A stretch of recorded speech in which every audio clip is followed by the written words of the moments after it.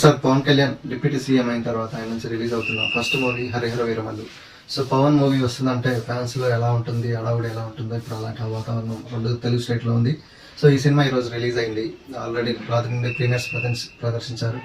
Cinema ఎలా ఉంది ఏంటి అనేది ఇప్పుడు తెలుసుకుందాం. సో దీనికి క్రిష్ ఫస్ట్ డైరెక్ట్ చేశారు. తర్వాత ఏఎం రత్నం ఈ సినిమా ప్రొడ్యూసర్ ఏఎం రత్నం కొడుకు జ్యోతికృష్ణ డైరెక్షన్ డిపార్ట్మెంట్ తీసుకున్నారు.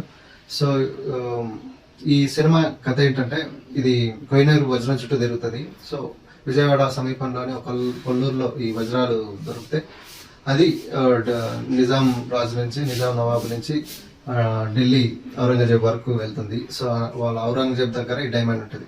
ఆ డైమండ్ తెచ్చిస్తే నీకు ఏం కావాలంటే అది ఇస్తా అని గోల్కొండ రాజు మన వీరమల్లికి ఒక బాధ్యత అప్పచెప్తాడు.